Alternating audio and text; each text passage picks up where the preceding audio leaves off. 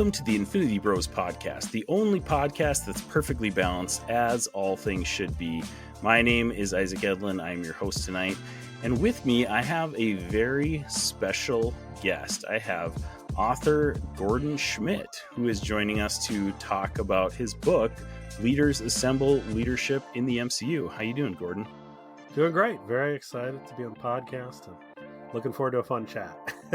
Yes, and we have also already had a bit of a fun chat. If you want to join our Patreon for exclusive content, you can get the unedited version of this episode. So make sure you hit up our links in the show notes so you can hear exclusive content, including fully exclusive Patreon episodes. We actually just started releasing our old school off-topic gamer episodes, which are basically before there was the Infinity Bros. We were the off-topic gamers, and we tried to stream video games while hosting a podcast at the same time, and it was difficult. It wasn't very easy. So I will not say that they're very successful, but if you want access to that, to see our hot takes from pre-Infinity Bros days, make sure you check out our Patreon for that. So, you can always check out theinfinitybros.com for any other Infinity Bros needs, and all of our links in the show notes. You can hit us up on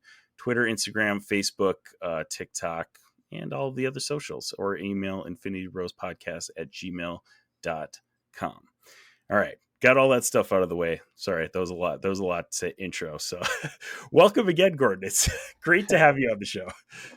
Excited to be here. Always good. Yeah, once again. Yeah. All right. Still here. So to start everything off, Gordon, this is actually a segment that I did not prepare you for. Every guest that comes on the Infinity Bros podcast must go through the Infinity Gauntlet.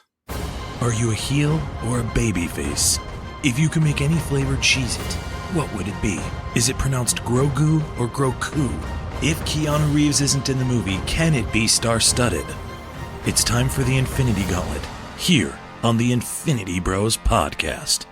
Of course. So the Infinity Gauntlet is basically a barrage of questions that the Infinity Bros throw at you from some of our hosts.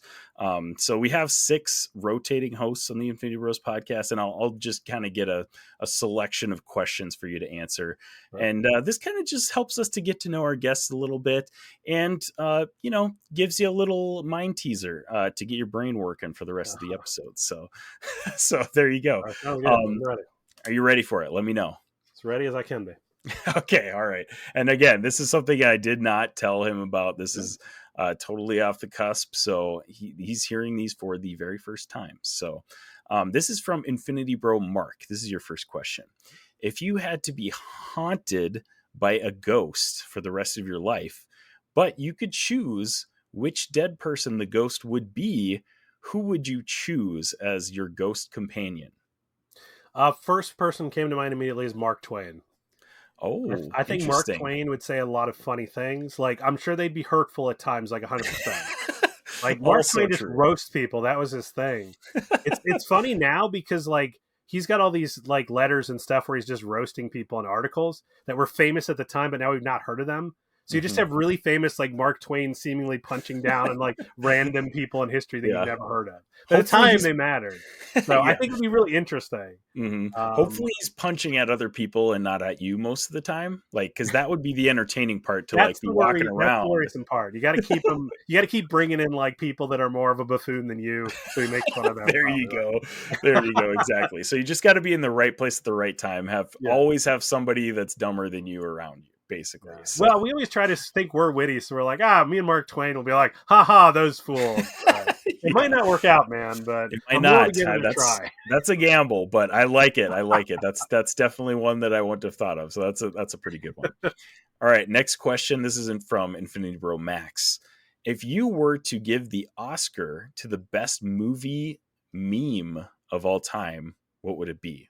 So this is I'll let you take broad strokes here. So, like, whatever you interpret as a meme, a movie meme. Yeah, I thought of one immediately. So Queen Amidala with a right saying right. Yeah. Oh yes. We Oh do my that all the gosh. time in chat, all the time on stuff. Yeah, we share like things people do, and we're like, right, because it just Solid. comes up all the time. Right? There's It's a all the solid choice. this is the crazy world we live in. There's all this stuff. You're just like, Right. And I mean something that's else, one of those hopefully. memes that transcends like Star Wars. Like you don't Yeah, need to be a Star Wars fan to think that meme is funny. yeah, yeah. I'm not a big fan of that trilogy, but Oh yeah, it's so you're correct. a It's just like you're that's like, right, because when you were in the prequel trilogy probably came out when you were in high school or college, yeah, maybe? yeah. So I saw it in high school. Yeah, we Okay, watched so all the special editions of the original mhm, trilogy, and then right after got to watch these new movies that were that makes sense to then. me at least not nearly as good. Now I know you grew up with those movies, maybe they're Yeah, fine, but yep. to us that went I to them, we were very, very sad at the right. time. And Yeah, I I've did talked actually I to got yelled at in the third movie making fun of it. I watched it with my family, and then somebody afterwards was like, "You shouldn't have been talking the whole movie." So, so that's where I was at. right. The third one, Revenge of the Sith, came out when I was like in I think I was an upperclassman in high school. I think that was what? That was like 2008 maybe, somewhere in there. I think before then, but yeah, whenever it was. I think I was like later in high school. So Yeah. that's when I kind of turned the corner and I was like, "Oh man, I guess I realize why these movies aren't that great." But like prior to that, I mean, episode 1, episode 2, Oh that yeah. was like my like elementary, middle school years. Like I was like, yes, this is Star Wars. This is the best thing ever. But man, every time it comes to that end scene prior to the Obi-Wan Right. Anakin duel, when Anakin is, Padme is Yeah. confronting Anakin, the dialogue in that scene is so bad. Yeah. Well, I watched the trilogy PG. when Obi-Wan came out, that original trilogy again to give it a shot, and I was Mhm. like, I was so bored. I was so bored in the first Ugh. movie.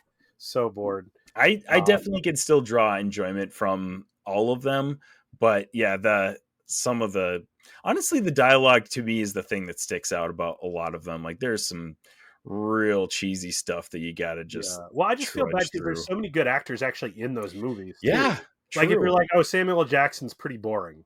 Like, what movie is that true in? Yeah, Even like Jimmy Smith's. Like Jimmy Smith is a great actor. yeah. He Natalie probably Portman is a great yeah. actor. Right, Hayden yeah. Christensen has done a lot of good stuff, Mhm. Yeah. but they're all really, really kind of. It's all wooden acting in that. Right. Yeah, So it's I don't know. it's It's just a weird unfortunate. choice. I feel like it could have been an amazing movie Right. I if it think they still was did like like I don't know. and to his credit, George Lucas, like I see the vision, like it is a pretty well it's a well-crafted story. It's just a lot of politics that are not that exciting to watch. So it's kind of just like, oh, Yeah. okay, cool. Well, I kind of feel like it's about politics and like trade and like George Lucas doesn't know anything about those topics to begin with. Yeah, He doesn't know how to make them interesting in any way, and so true. it just Yeah. if there's somebody who could write a political thriller that'd be interesting with Emperor Palpatine, right? Mhm. But like, I Yep. didn't see it on Mhm. screen, and I'll Right. tell you, the Clone Wars TV series is pretty good, and that Yeah. first like the mini episode Clone Wars one that was made like that's I watched that and I loved it. It's great. Yeah. Oh man, yeah, that Like it's the just you're the talking about action the train. really early one, the kind of It's anime looking one? Tversky or whatever that guy's name was. Yeah, they're like 5 minute Yeah. little Oh, ones, those are and they so put them good. into like I a little love bit those. longer now. But I watched that on Disney Plus. I was like, this is great. This is one of This the is best awesome. Disney Yeah. I've seen since the original They make trilogy. and I because again, because those movies, those prequel movies came out when I was like in, elementary through high school. General Grievous, I love that dude. Like I thought Oh he was the best thing ever. And those early cartoons make him look just so like awesome. He's just like the yeah, he's coolest villain amazing. ever in those. Yeah, He just like takes out like a squad of Jedi no problem. Just yeah. I know not strong even feelings trying. about it, but after watching those, it's just like, yeah, he's pretty cool. Yeah, he's pretty cool. Christopher Lee, Count Dooku, Right. is Yeah, pretty yeah, cool. Count Like Dooku, yeah. he's a great actor, and it's And kind of an Mace interesting Windu. role. Mace Windu takes out a Yeah, whole Mace Windu army was of pretty of cool. droids by himself in that one, which is wild. So, Yeah, yeah, that's our plug. Go find those on Disney Plus and yeah. watch those because those are amazing. All right, sorry, we got sidetracked on Star Wars, but okay, one more question to finish off the Infinity Gauntlet here. This one is from me. If you had to pick one MCU character to fight for you, and all of the other ones are trying to attack you, who would you pick? So one MCU character to defend you from all of the rest of the MCU characters. That's a hard one. Mm-hmm. Because I'll tell you, so I was first thinking Black Panther direction, but defend against everybody seems really hard, even if he's got like a good plan. You know, he's not Batman got a plan level to beat everybody. So yeah. How much prep time are we giving Black Panther to defend you here? So I'm gonna go with Scarlet Witch, because we've seen her kill the entire Illuminati in about 3 seconds. Not the best way to introduce Mr. Fantastic as a chump that gets taken out in like 5 seconds. But unfortunately, but Scarlet Witch could bring it. She could maybe take everybody out. Yeah, absolutely. I think you have to go with one of those like godlike power levels, because if you've got everybody coming at you, I mean, you got to be able to handle a lot. So I was thinking on their own. Yeah, you don't Cap can inspire people and stuff, but like I was thinking like Thor off the top of my head, just because he's got like the power level to be able to take out like multiple heroes at a time. But yeah, Scarlet Witch, that's a absolutely solid choice. No more MCU heroes. Snap. Boom. Done. There you go. Perfect. Well, Gordon, you passed with flying colors. Okay. You are now through the Infinity Gauntlet. Welcome to the Infinity Gauntlet. Things, so these things weren't quite as hard as they could be. I'm like, oh yeah, no, they're just fun getting to know you questions. Never answered those questions before, but they do have strong things came up. Yeah, there you go. So that's our Infinity Gauntlet questions. Thank you so much for answering those. We you passed, and you now can continue with the rest of the podcast. So I threaten people like guests with that, but nobody's ever not. You got to kick somebody out at some point just to show. At some point, yeah, just to like back up what we're saying. Like, hey, okay, well, sorry, that's it. It's like every comic event, you kill some Teen Titan that hasn't appeared in 10 years, or whatever. You gotta last like. Do something Marvel hero people know that you mean business. Exactly. So there you go. So, all right, guys. Well, a little bit of housekeeping here. If you are new listeners to the Infinity Bros podcast, thank you so much for checking us out. We do have a special rating system that I am going to plug here. Here on the Infinity Bros podcast, everything is ranked from a 0 to 6 point scale. 0 meaning horrible, and 6 meaning absolutely excellent. If all of the Infinity Bros rank something a 6, it gets an infinity step. So if you hear us rate things, I don't think specifically we might be rating anything, but every once in a while something random comes up like, hey, actually, we were talking about Star Wars, Gordon. What would you rate the entire prequel trilogy on a scale of 6? I'm unwilling to publicly say that. Maybe only the Patreon people. So if you want to know, maybe we'll add that later at the end of the Patreon episode. So yeah, he might get a little bit of blowback from that. So we'll move on. So yeah, anyways, if we come across something that has come out recently, we might end up sharing our thoughts and our ratings on it. So just wanted to give you that. Next segment we have, Gordon, is our nerd news. Hey, Zane, I was looking into getting into this Gunpla thing. There's one called the Unicorn Banshee. What the heck is that all about? Actually, Jarrett, what you're thinking of is RX-0 Unicorn Gundam 2 Banshee, which is from the Mobile Suit Gundam. Actually, you know what? It's time for nerd news. So just a couple pieces of news here. So the first one is that Invincible on Amazon Prime is finally back. Finally came back on March 15th, which we are recording now on March 16th on Saturday. It took a long hiatus, really interesting show running strategy. They released their first 4 episodes last fall, took a long hiatus, and finally released their first of another 4 episodes this week. So make sure you check that out. I did get to watch it last night, and it is a phenomenal episode. It just continues on. I mean, Invincible is, I was talking to Gordon about this on the Patreon version. Invincible is a fantastic show. It's also a fantastic comic. I've read part of the comic. There's like, oh gosh, I think there's like 6 compendiums. Like it's a pretty massive story.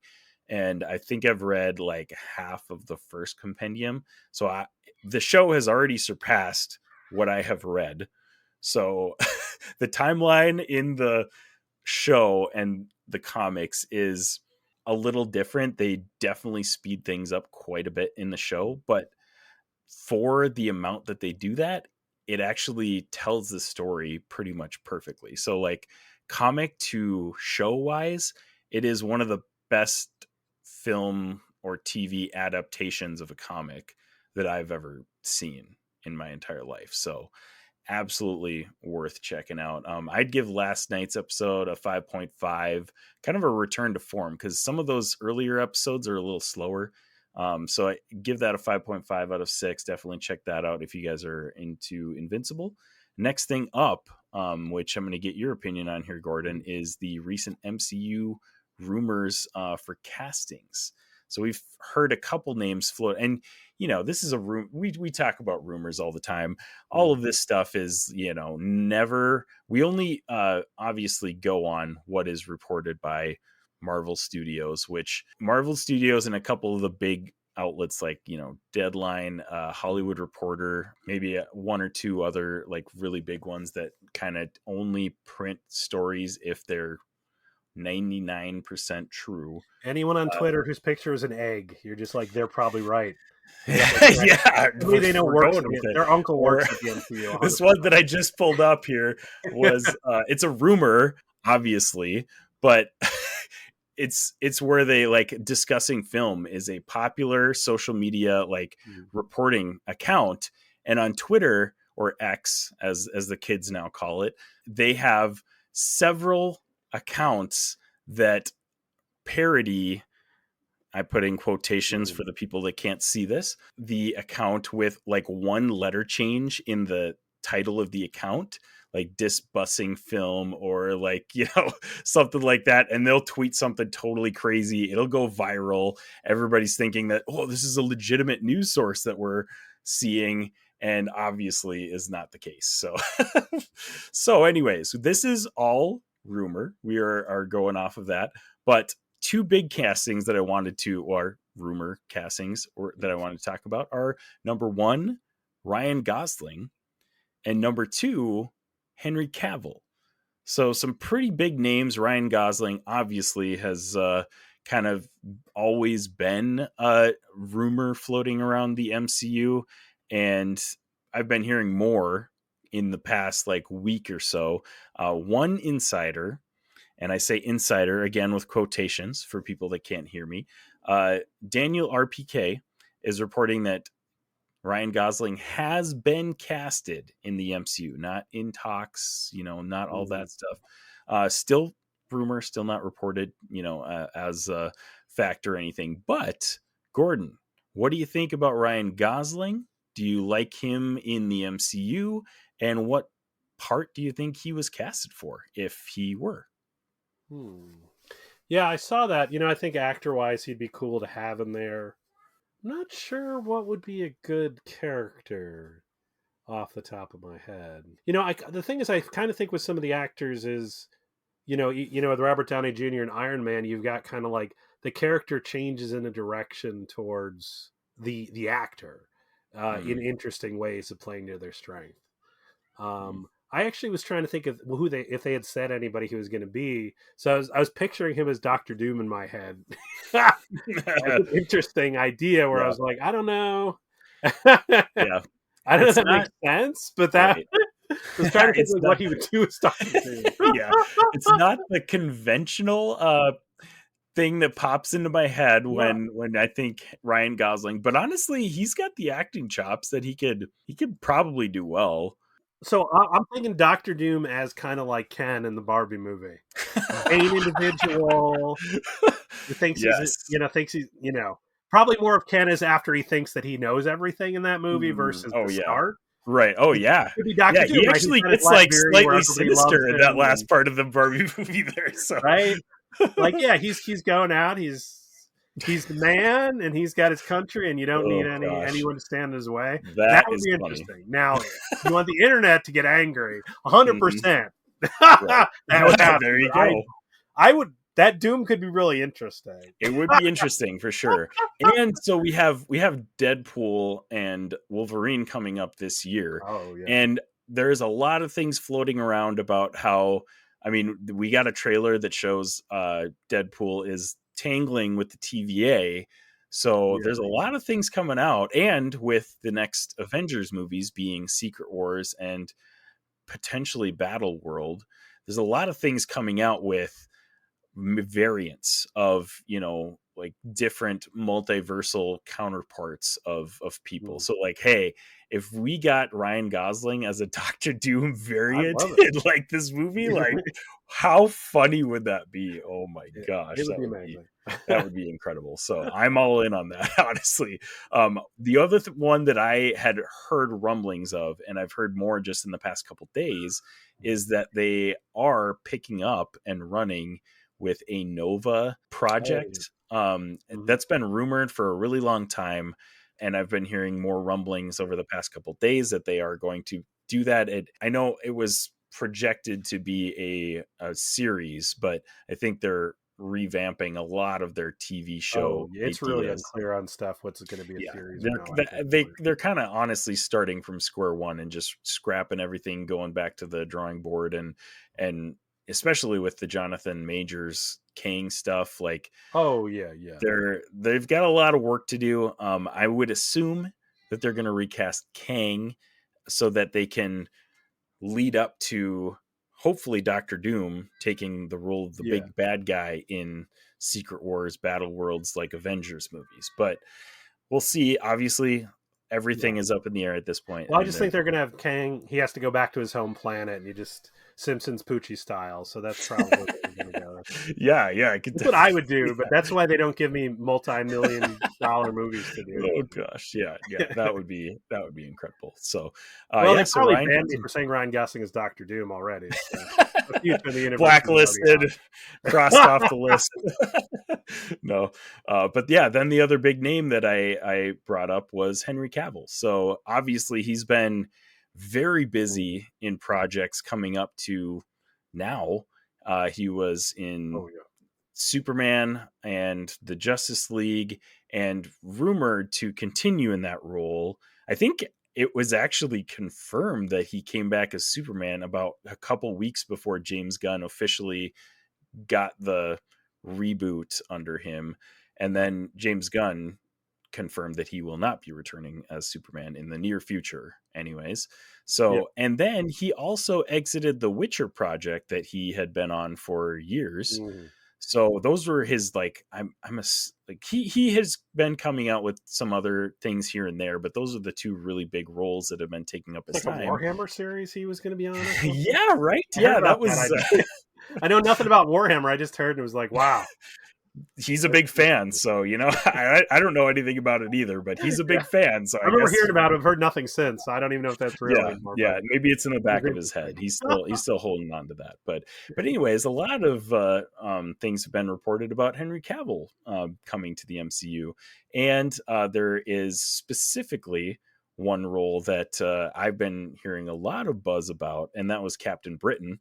Which makes sense because, Henry Cavill obviously is British, so that would make sense. But do you have any ideas about Henry Cavill and where he would fit in the MCU? Well, I've come out with outside the box ones so far, but I'm going to go inside the box to say a Squadron Supreme, Hyperion, maybe Gal Gadot and some other people could play that, and you could have. It would be really interesting or funny to grab some DC people and throw them in a Squadron Supreme team to play that in the Marvel universe. That would be interesting. So it's just too funny to me to not suggest that one because I would love it so much. Yeah, Gal Gadot in that.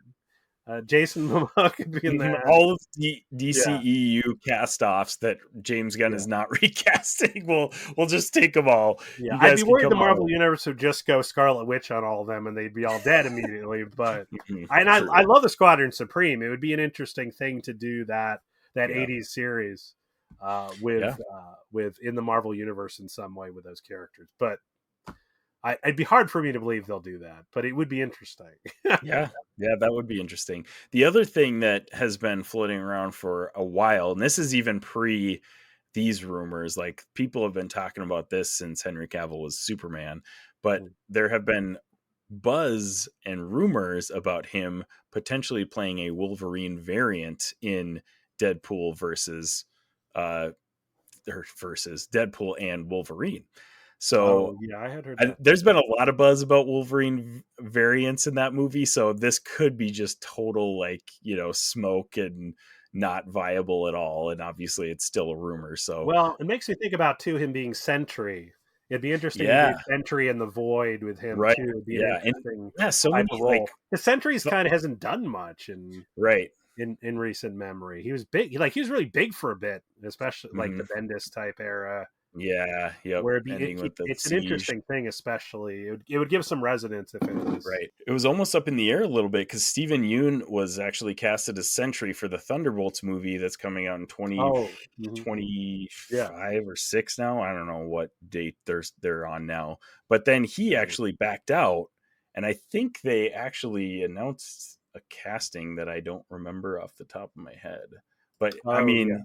The Thunderbolts movie doesn't come together enough in my mind that it exists. Right, yeah, and I know what's going on there. Vaguely remember hearing that they're starting filming soon, but I don't know all the details on that, so we won't comment anymore about that. But yeah, he's like the perfect like you mentioned Hyperion as well, like Superman type, role. So that Sentry would be perfect for him, and he's actually a fantastic actor outside of the superhero stuff that he's done.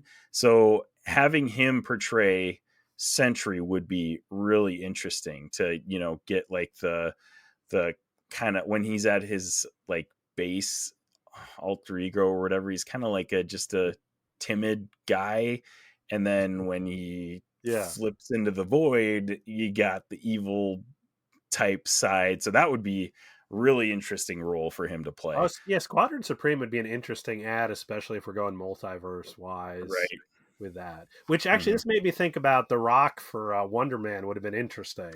That would have been interesting, yeah. We're talking about where The Rock would fit, and I'm like, him being a big Hollywood star. That actually makes so much sense, actually. Right. Now that I think about it, Wonder Man is another project that's still in development as of right now, and I think they have somebody casted for that, but I don't remember off the top. I thought so, and then it sounded like it was really dead. But then recently it sounded like they're like it's really going to happen. Yeah, so I don't know. I would have to look and do some more research on that to see if they actually cast anybody or if they just had if rumors are just floating around. But that I think, as far as I know, I think that's still in development. That was one of the projects that they specifically brought back on amid all of the other projects that they're kind of shelving. So I don't know. Yeah, we'll see how it all shakes out. But yeah, that was our nerd news segment. Had a couple fun castings to talk about, which we're always willing to chat about on the Infinity Bros podcast. So thanks, Gordon. That was some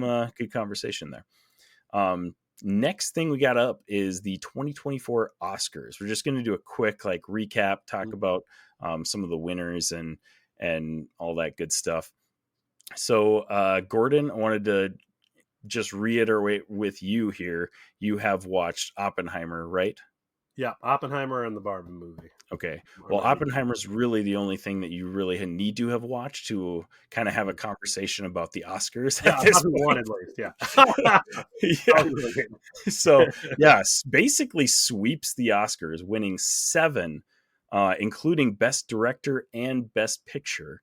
So just masterful performance. And the movie itself, actually, that's something we can do. What did you think of Oppenheimer, and how would you rate it? So I love Christopher Nolan overall. I think there's some amazing performances in the movie. Another movie about a flawed white guy that we should, love and sort of ignore his problems. Yeah. So I Christopher Nolan has done so much cool work over the years. Right. To me, this is really a very Oscar bait type movie. It reminds me very much of Beautiful Mind. And man, I'll tell you, with a 2-year-old too, trying to get 3 hours to watch that movie was a lot of time in my life. Like I feel that. It was very hard. It was very hard to do. Yeah. It's not even to mention in theaters too, because like you go to theaters, that's a whole theaters, 5-hour event that you have to prepare for. My cable company gave me Peacock because they're really ripping me off on price, so they're just like, here's free Peacock for you. So I got to see it there. Nice. But yeah, it was great to see Robert Downey Jr. win. It's great to see Christopher Nolan get awards and all that. But to me it's like it feels like Beautiful Mind #2 with kind of a less interesting aspect ultimately. Matt Damon was great in the movie too. Matt Damon was great. He was a lot of fun, but it to me it didn't really take a good stand on what matters. Is it we shouldn't have made the nuclear bomb? Is it we should have? It was necessary. Is it you shouldn't be friends with communists? I don't know if anyone's still concerned about that. They were very concerned. I'm not sure. Right. I talked to my co-author of my book, Cy, on this, and he was more positive on it. But to me, I just felt like it's the type of movie that wins Oscars. It's a biopic about some dude who was not perfect but did something important. And we get so many of those movies, They're Oscar bait, but to me it's not memorable. It's not a memorable movie. Yeah. Right. Yeah, I kind of agree with you, honestly. I thought it was a phenomenal movie. I thought it was great. Acting is amazing. It's great. Cinematically, it is a masterpiece. But I just think I don't know if it's not the direction.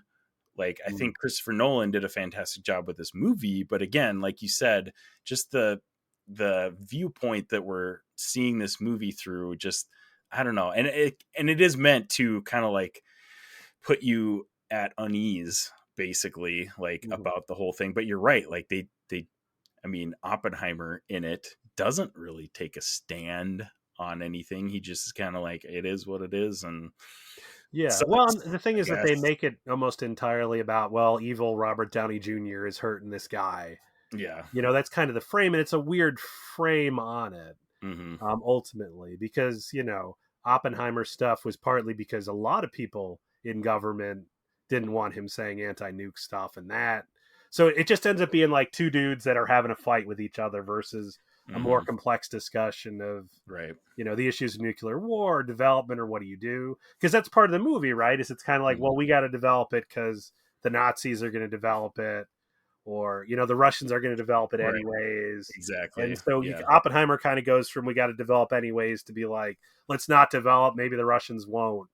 And so, to me, a more particular picture on what's the lesson of this, or how should we learn, or, even if it's an indictment of somebody would be helpful. I think Strauss, unfortunately, ends up being more of a straw man for like, that guy's a jerk because he got insulted, which I heard that dude was pretty petty in real life in general. Right. Yeah. But like, it also was like a legitimate disagreement between those two. I was looking at the Wikipedia of it, which is interesting, is like, Strauss never wanted to be going up for something he'd have to be in front of the Senate and get nominated, because he thought scientists hate me and I'm controversial.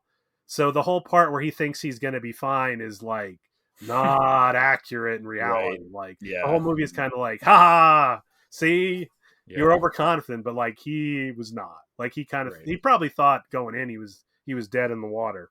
But Eisenhower really wanted him to be part of the cabinet. Eisenhower offered him a whole bunch of important positions and stuff.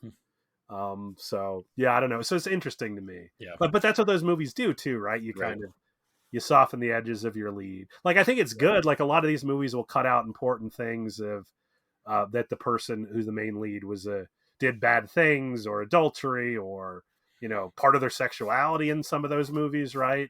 And so I don't think Oppenheimer was presented as a perfect person, which is good. But then it was also multiple people made excuses, right? His brother's like, "Oh, you're a bad father, but you're the greatest physicist in the world, so who cares?" And his wife's like, "They can't make a bomb. You can on your own," which I also don't think is the correct thing to learn from stuff like the Manhattan Project.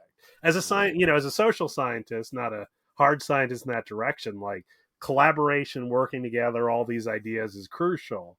Well, These movies make it, it's one dude, right? I thought he made the bomb on his own just for fun, is what it seemed like from that movie, and it's not, right? Not just people listening to his brilliance and acting on it as kind of.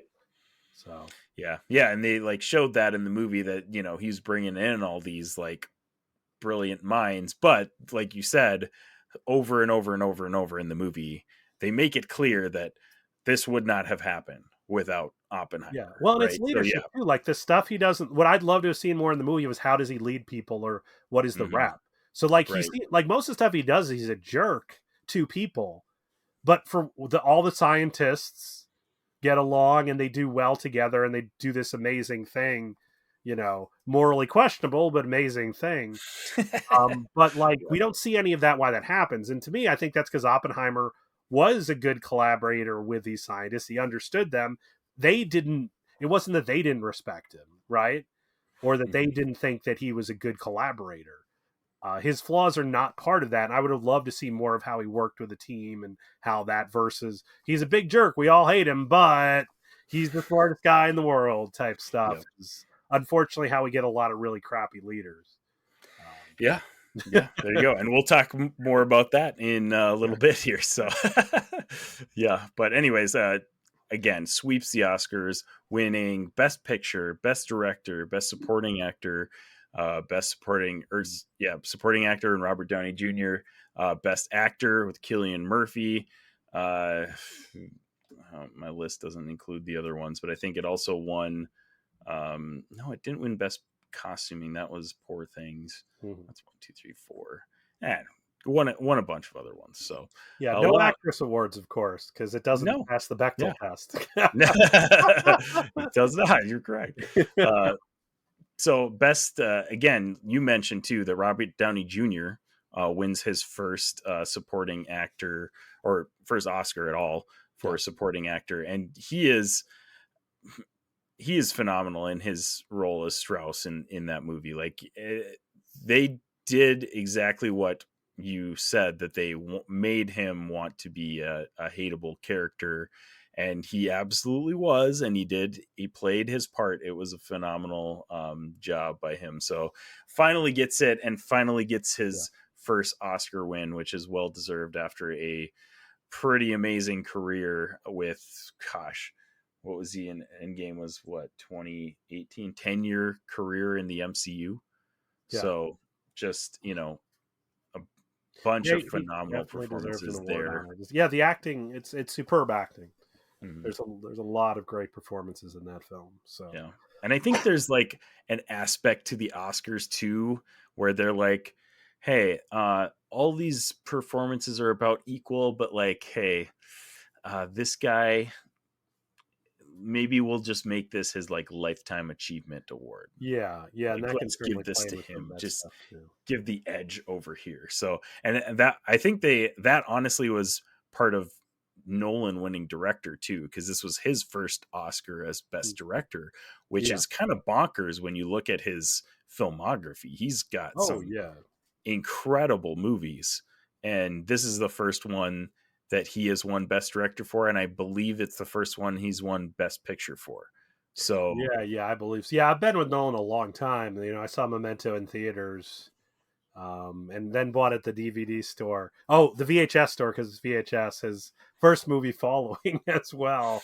So like, I've been with Nolan a long time. So to me, I feel a little sad. This is what gets rewarded, even though it's a beautiful looking film and well acted and well done. Like I mentioned, sometimes it seems like they're just like, hey, like, you've had an amazing career, your movie was really good this year, here, let's give it to you. Well, it's really interesting to have a movie related to nuclear weapons that to me just has very little opinion on it or perspective on what we should think.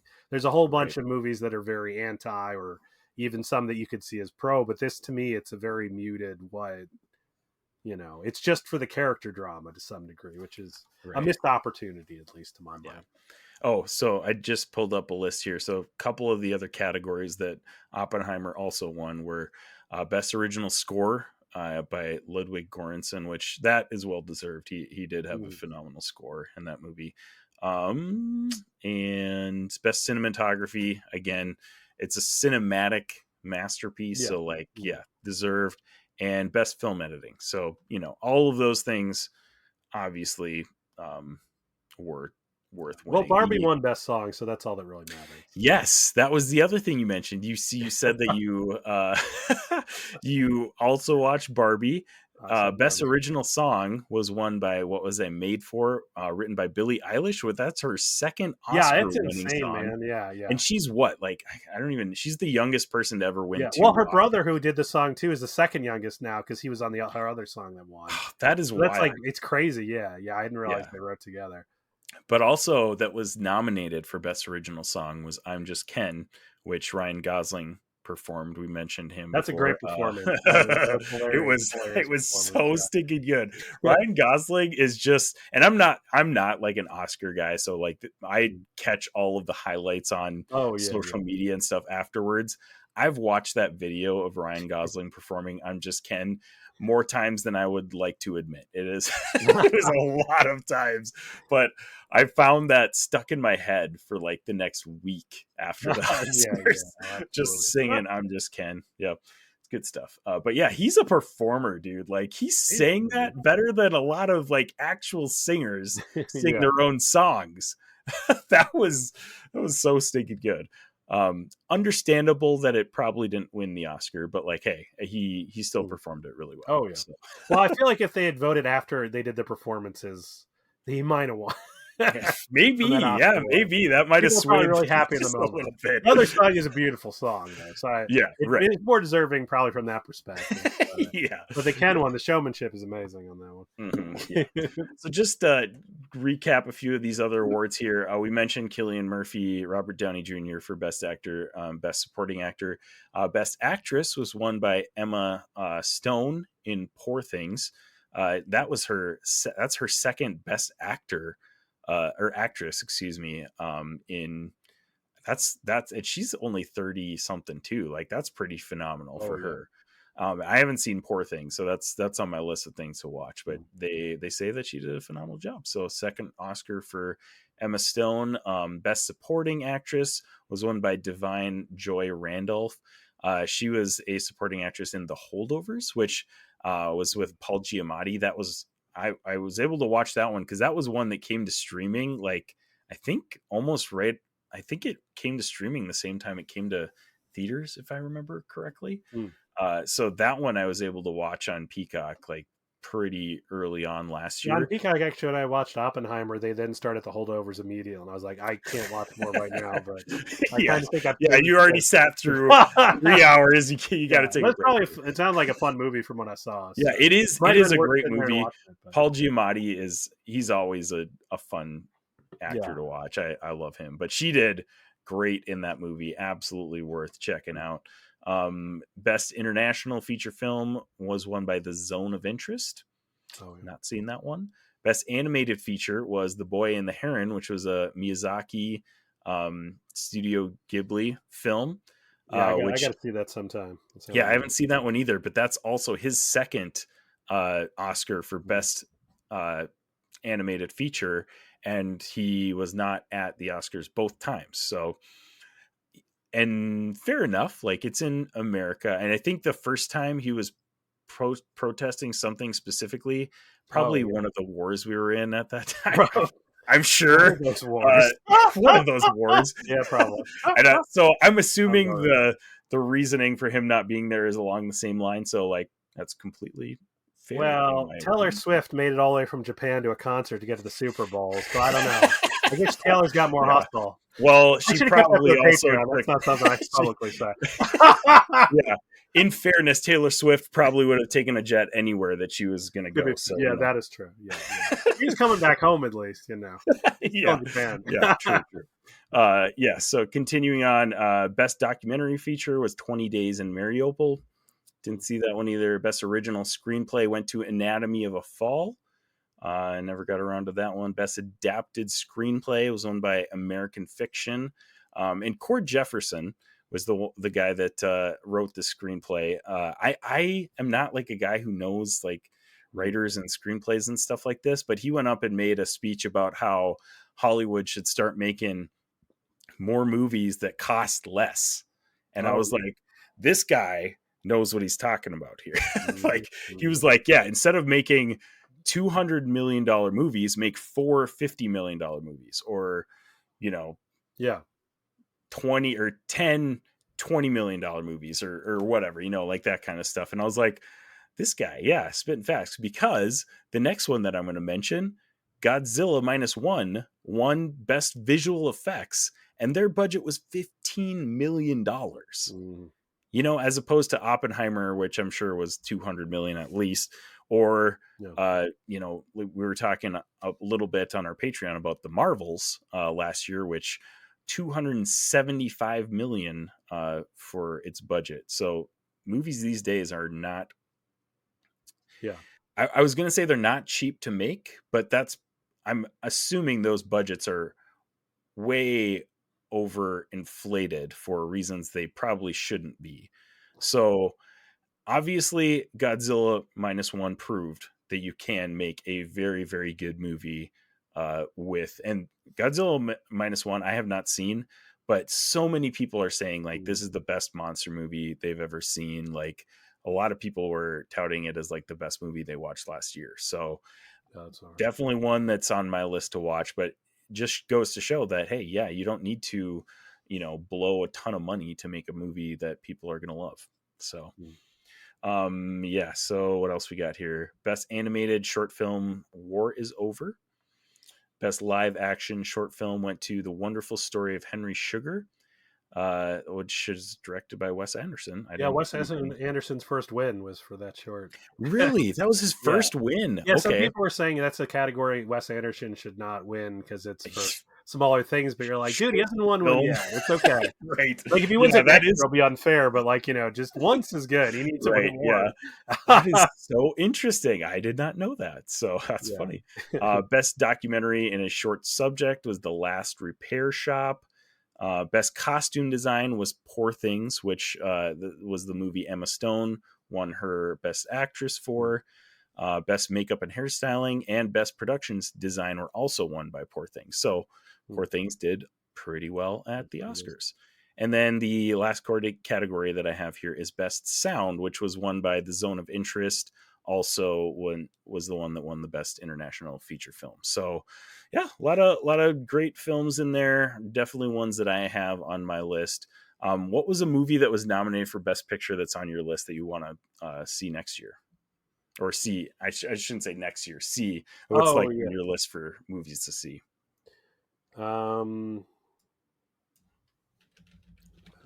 Well, I thought of one when you were mentioning them. Oh, here I'll list them off for you here. So you already watched Oppenheimer and Barbie. Yeah.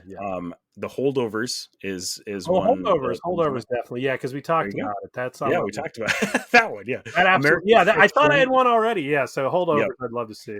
American Fiction, The Zone of Interest, Barbie, Poor Things, Past Lives, Anatomy of a Fall, Maestro. That was the one that Bradley Cooper played. Blanking on his name, but the Jewish director. Gosh, I cannot remember his name, but that's okay. And Killers of the Flower Moon was the other one, Martin Scorsese. Oh, Flower Moon, I'd like to see. Yeah, that's another one. Yeah, that one I think is on Apple TV Plus right now. So if you've got all of the platforms, you could watch that one. Apple TV is the one where I'm like, never had it, so I see something like, I guess I'll never watch that. So hopefully they release stuff. Here's the thing, though. We're big proponents of Apple TV Plus and the Infinity Rose podcast because. And they don't have a lot, granted. Like, there's not like a huge library of original content on Apple TV Plus, but the stuff that they have is very good. I don't know if you've heard of Ted Lasso, but that Ted Lasso is something I'd love to see. Yeah, I forgot the nation. Like last 2 years, well, probably 3 years ago. We talk about it quite a bit. Of people. Leadership. Big leadership TV show there. So you're gonna have to watch that one. Well, we just we buy the streaming sites and keep them. There's a lot of people that like cancel one and then get one per month. Right. Like if we were doing that, it would actually be more helpful to kind of hit all the big shows at least. Yeah, and there's Apple TV Plus is actually a platform that you can you can get a lot of free trials for places. Oh, If you buy an app, this is obviously, I'm not advocating go buy an iPhone so you could get Apple TV Plus, but like he gets if 10% you for buy, every iPhone you buy. So buy, yeah, right. that'd be a good deal, Oh, man. the Infinity Bros. No, just kidding. Infinity Bros sponsored by Apple. But if you Nice. buy an Apple product, they Yeah. usually give you a certain amount of like Oh, Apple yeah, TV that's Plus true. for Yeah. free. And this is a random thing too, and I don't know if they do this anymore, but when I bought my PlayStation 5 a few years ago, I got like 6 months of Apple TV Plus for Oh. free. Hmm. And I Well, think that was honestly how I started Yeah. using Apple TV Plus. And then I realized how much good content was on there. So I was like, oh, okay, well, this is probably worth keeping. But yeah, they have a ton of great shows. And actually, one that just came out last year was Monarch Legacy. It's the Godzilla TV show Oh, yeah, I've heard good things that, about that one. yeah, people have been I haven't gotten around to watching it, but people have been saying really good things about it. So some big TV shows on Apple TV Plus. So if you get a chance to get a free trial, Oh, yeah, I should I get a would trial absolutely, sometime. That'd be a good yeah, I time. would absolutely recommend watching those things. But Killers of the Flower Moon is streaming on Apple TV Plus right now. So, and then Past Lives was actually another one that I saw last year. That was like a romance, I guess. Hmm. I don't think you can categorize it as a rom-com, but it was with Greta Lee and Tou, I think is how you say his name. But they play these basically couple that's kind of like, it plays on the like meant to be kind of soulmate aspect. And at the end of the and actually this is spoilers, so I probably shouldn't say anything, but at the end of the movie is like not really what you kind of expect to happen. Oh. And so that was, it was I'm not a big like romance guy. I'm not going to go like seek out like drama like movies to watch or anything like that. Sure. But that one is one that I thought was really beautiful and enjoyable. So but yeah, those are the ones that I have watched of the category. Killers of the Flower Moon's on my list too. Infinity Bro Jarrett's a big a reincarnate lovers that would be interesting is, I don't know how familiar you are with Hawkman and Hawkwoman. Setup. Yeah. But at least in one version of the setup, it's like every time they find each other, and then like that dude kills them every single time. It's yeah, like the thing which would be like hunts them down. Yeah, like it's just like every life is like, we found each other, like this dude's gonna kill us now. Like I feel like you could make some amazing movie out of that somehow. I don't know. Yeah, absolutely. That's a great idea. Here you go, James Gunn. I know you're listening. Here's your next idea. You can credit Gordon Schmidt. Yeah, 10% of the gross is all man. That's all we're asking. So. All right, and that's our recap of the 2024 Oscars. So next thing we're going to talk about is actually Gordon's book. So Gordon, you wrote along with your co-author, which you can tell us a little bit about him as well. Leaders Assemble: Leadership in the MCU, exploring effective leadership practices through popular culture. And I mean, we're the Infinity Bros. We literally have a podcast based on the MCU. So, I mean, I saw this and I was like, oh yeah, this is something that we need to jump on. Gordon, I'm very excited that you were able to come and talk to us about this. So tell us a little bit about kind of the initial, what brought this book about, and your co-author too, like how you guys kind of came up with the idea to write this book. Yeah, sure. So the secret origin of the book, I can certainly provide that. It'll take a whole mini series probably, but yeah. So basically, my buddy Cyan Islam and I, who wrote this book, we're both professors. We're both in this field of industrial organizational psychology, and we both teach. We teach in college and do research. And so, we've been writing about sort of how do you do research, outreach related to research. How do you get people to understand these ideas? And the idea kind of is making that understandable. And so we wrote about, as you often do, we wrote an academic article about how do you make people outside academics understand something, which is not always the most useful because then no one outside is actually learning anything. We're just saying, hey, I hope somebody does this.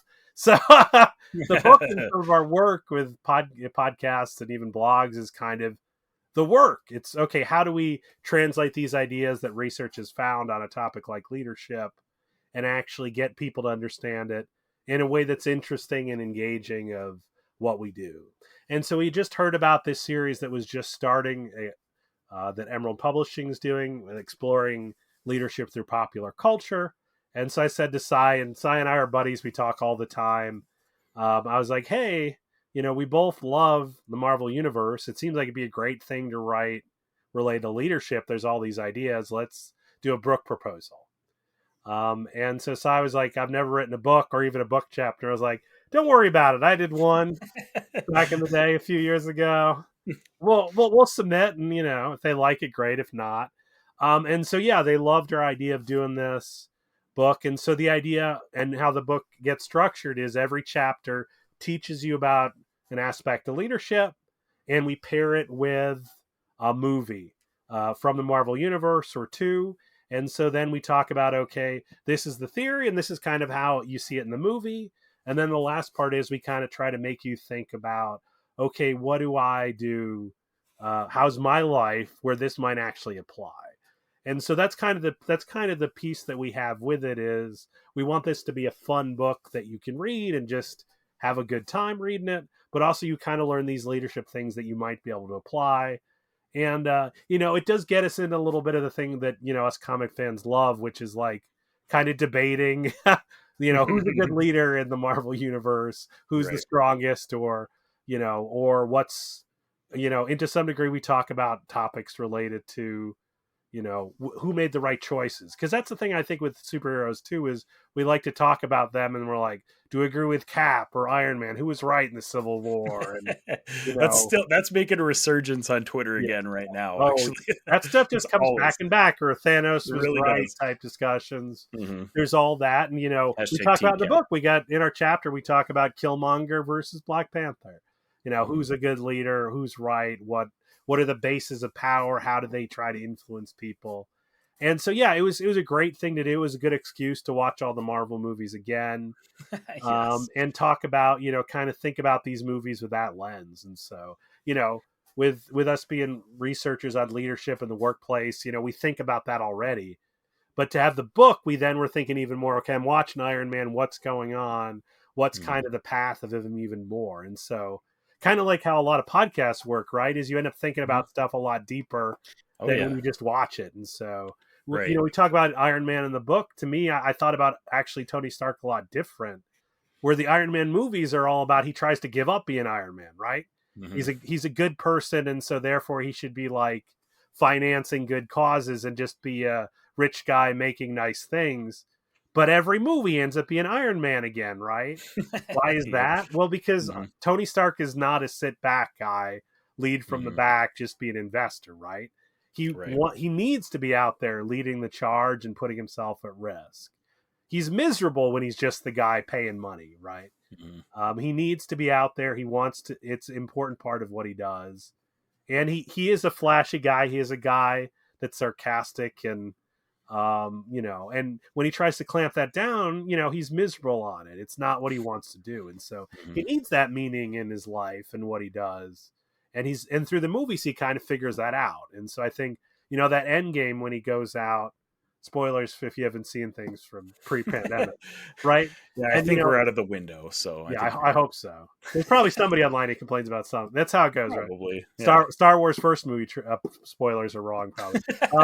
But he goes out there even though he could definitely die, even though he's got a family, because he feels like that's who I am and what I have to do. I've got to put myself at risk. And so to me, we talk about that really, this idea of authentic leadership, being who you are, not trying, and trying to sort of embrace the person you are, what you're good and bad at. And so Tony's sitting back on his, in his mansion and not doing things that would make him miserable. It's not what he wants to be. He's got to be out there, even though we might say arguably he could do more good, kind of like the whole Bruce Wayne should just invest in the city, not be Batman. You could say that argument, but the way Bruce is, that doesn't really work for him. It's not going to fit his need. It's not going to fulfill, what he wants to do. Right. So yeah, that's what we do in each chapter, kind of talk about a movie or two, talk about these concepts. And, you see, okay, Captain America as a servant leader, or, we got a lot of interesting discussions about stuff that happens in the films and how it relates to being a leader. and being leadership. So we talk about leadership being influencing other people, and you don't have to be the boss to do this. And we all do that in our jobs a lot. We just don't think about it. The Marvel Cinematic Universe is such a great example of leadership in so many ways because it's so big. You see a lot of different types of leadership, which you can pick out almost any intellectual property and find aspects of leadership in them from somebody in the film or the TV show or whatever. But like, you have just such a vast selection when you come to the MCU, and you talk about like either Thor or Black Panther in that king kind of leadership role to like team leadership with the Guardians of the Galaxy, and then going further into the Avengers being like a singular team leader like Iron Man or Captain America. Like, there's so many great opportunities for seeing the leadership in these. So I think you guys picked a great topic to write your first book on. It's a lot of great examples in here. I appreciate that. Yeah, it was a lot of fun to write. It was a pleasure to watch the movies again too.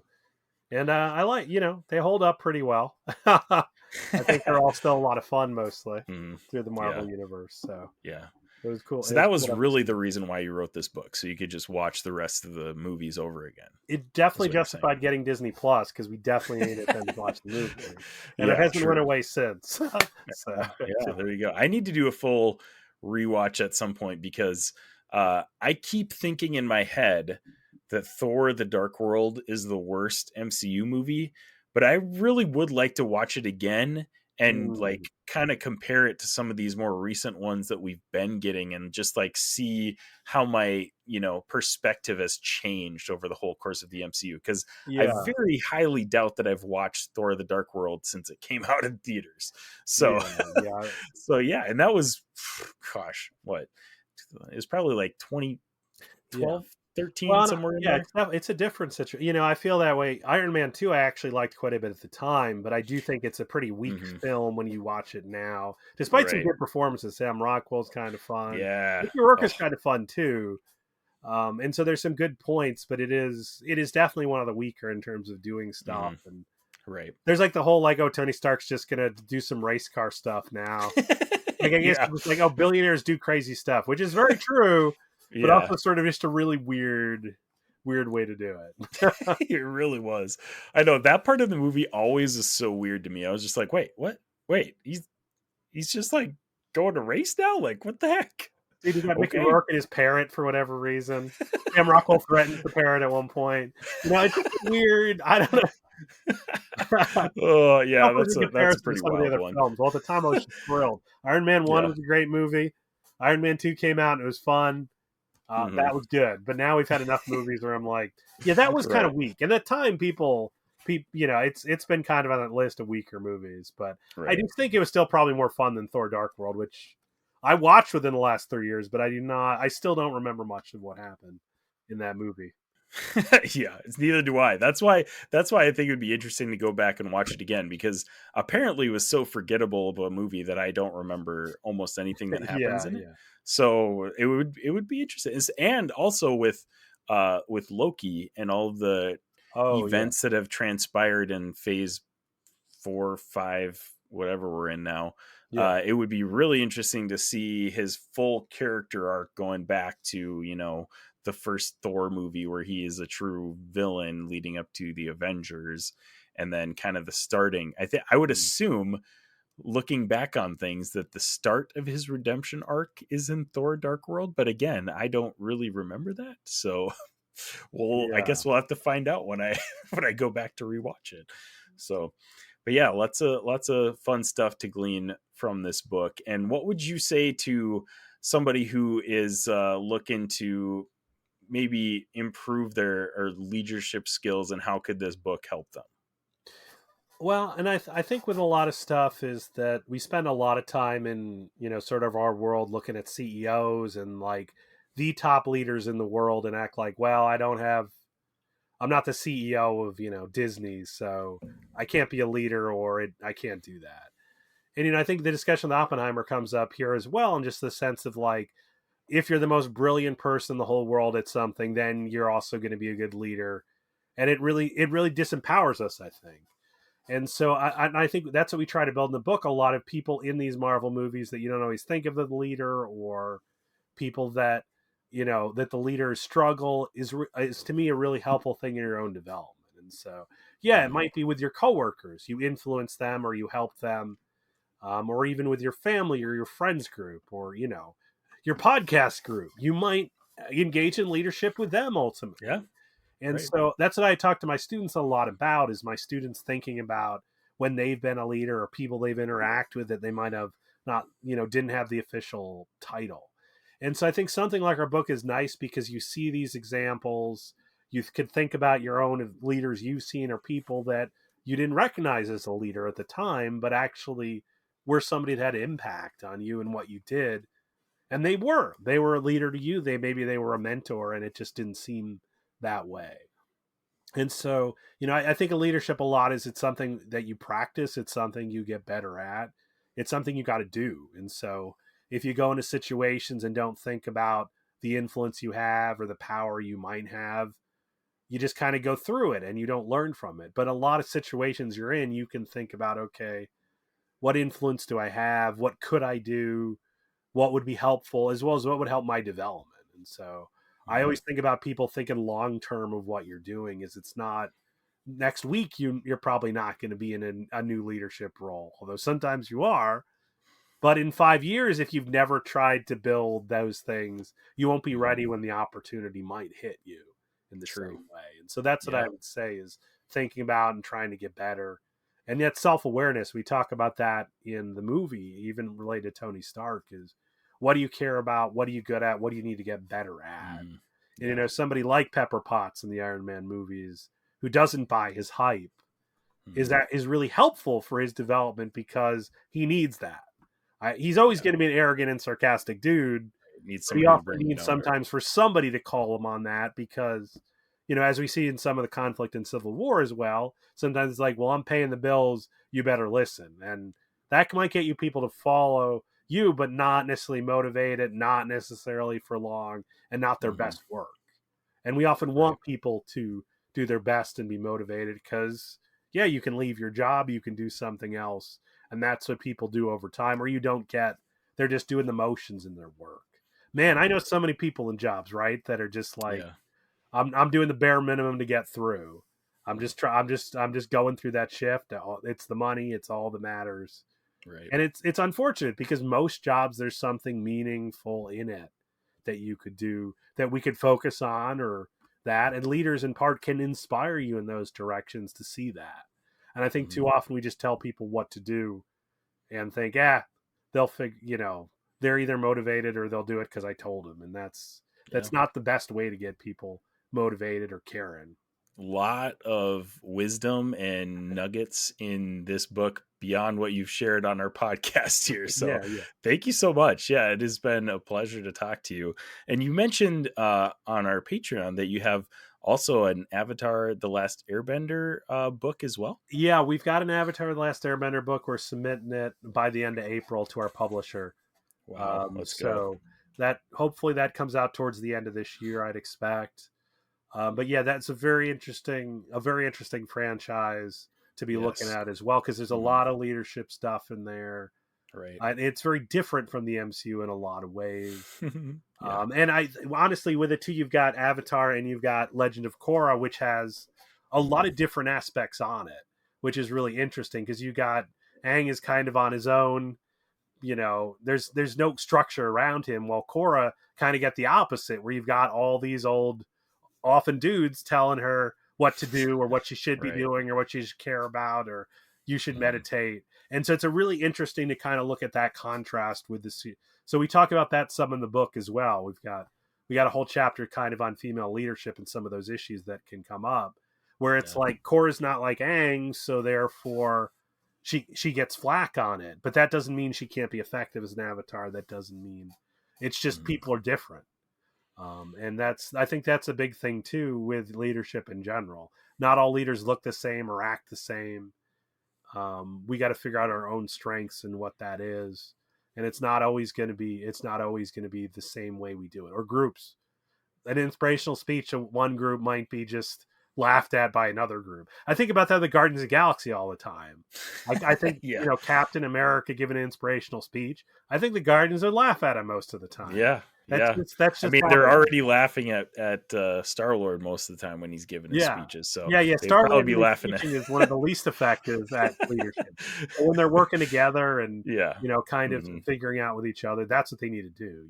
So Star-Lord's a good leader for that group because of his nature.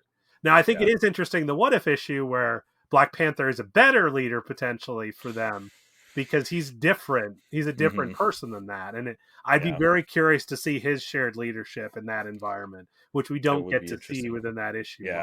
Which is sad because that's a really fun episode of What If. But it was a fun. I digress. it was a good episode of that series. Well, thank you so much, Gordon, and it has been a pleasure to chat with you. Where can we find your book, Leaders Assemble? So Leaders Assemble, it's available on most online booksellers. Amazon, of course, is a big one, but it's also at Walmart and Barnes & Noble. And it's interesting to see it on eBay. You can find it on eBay. There you go. Weird to just see like listings for my book on eBay as well. I don't know if they're like resellers, so maybe I would get the commission or something. But still, it's all over the place in a few areas, so it's nice. And we do have there's the you can get it on your Kindle and those types of devices as well as physical. I don't know. I still love to read physical stuff mostly. I spend too much time on the internet reading stuff. So when I can get a physical book or physical comics. There's something about having a physical book in your hands that just feels better than I do own a Kindle and I read on my Kindle as well. But there's something about having a physical book in your hand that just I love to read stuff before bed too, and it's really not best to read on digital devices with a lot of that too. And so it's me like looking at a real comic or reading a book. I don't know. Actually, the book has made me the book has probably cost me more than we've made on that book with just making me buy more comics and more of that. You see my Twitter, the comic book community on Twitter is very supportive of each other. The other time I was talking about a deal I got for a graded book and I was like, I don't know if I should stop buying these. And they're like, no, don't do it. Great deals. It's definitely worth it. And I was like, my wife doesn't feel the same way, but and then I bought some more. So, obviously. They're cool to have. But They are cool to have. That is for sure. Well, Gordon, thank you again so much for joining us. It has been a blast. Yeah, it's been a great discussion. And thank you, listeners, for joining us for our Oscar recap and a little deeper look into Gordon's book, Leaders Assemble, Leadership in the MCU. You can check us out on theinfinitybros.com or any other social media platform. You can email us at infinitybrospodcast@gmail.com.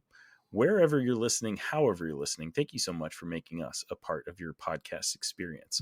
We love you 3000. Bye. Thanks for tuning in to the Infinity Bros podcast. You can find the Infinity Bros on Facebook, Instagram, Twitter, TikTok, Twitch, and YouTube at the Infinity Bros. Hey, you can also check out our website at theinfinitybros.com for links, reviews, and that sweet merch. Feel free to send listener feedback via social media or email us at infinitybrospodcast@gmail.com.